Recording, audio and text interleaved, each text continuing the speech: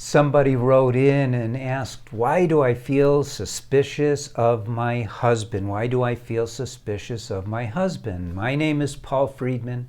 I founded the Marriage Foundation.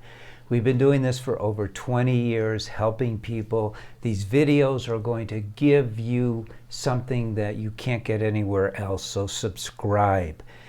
We deal with marriage from a very deep place. We identify the promises of marriage as being unconditional love, that you experience that, you should be experiencing that in your marriage, and happiness. You should be happier every day. And if you're feeling suspicious, you're not. Because suspicion, it's kind of a form of anger. And what anger does, and anger could be in the form of resentment, could be in the form of suspicion, jealousy, comes in a lot of forms. It's a very primal thing, the suspicion thing. Now, some people might say, well, you should be asking, do I have anything to be suspicious of? But you wouldn't be asking this question if that were the case. You realize already that there's something within your mind that is causing you to be having to deal with this. So where does suspicion come from? And we're not talking about the outer conditions that may hit the trigger in the mind that brings up suspicion. You see how I break things down? We're talking about a tendency to be suspicious.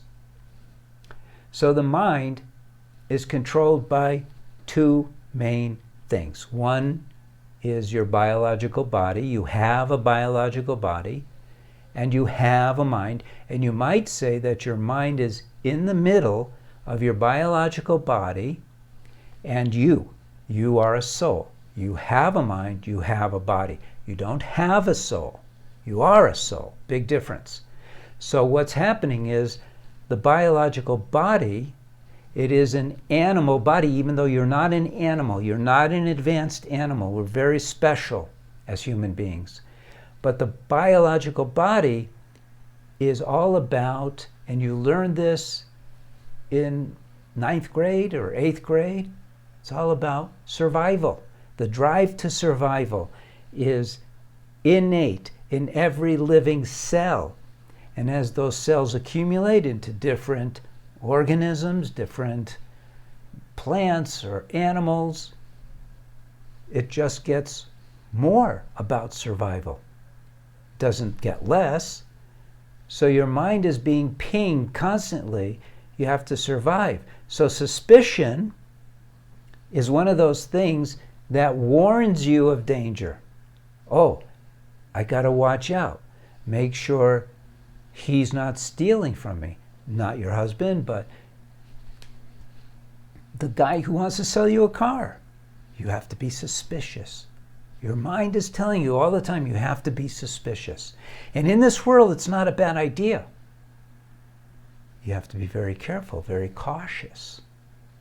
Now, let's talk about inside your marriage, because your suspicion is inside your marriage. And your marriage is a sacred space.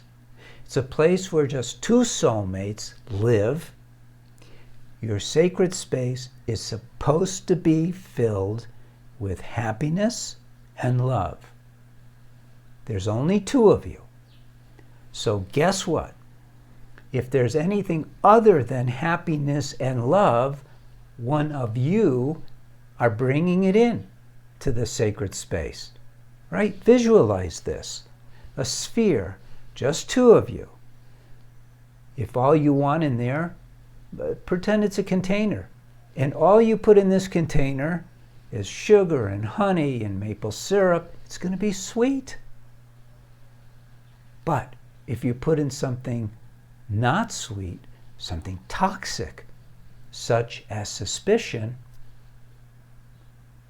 it hides all of the sweetness. It doesn't balance out. It hides all the sweetness. So suspicion hides the happiness. It hides the love. It's like a thin screen but it's effective as a thin screen, isn't it? It's like the sun is humongous. Yet if you put up your hand to block the sun, this tiny little hand blocks the whole sun. Same thing. Suspicion is a curse. How do you get rid of it? First, you identify what's going on here, and I just did that for you. Next, every time a thought that defines suspicion comes into your mind, go, I'm not going there. And you replace it with a loving thought of your husband because you want your space to be filled with love. It's really that simple. There's nothing more to say, is there? Because that's how you do it. So if you like this video, then like it. Leave a comment if you'd like. Definitely subscribe. And I hope to see you again. My name is Paul Friedman. I founded the Marriage Foundation. Thank you for spending time with me. God bless and take care.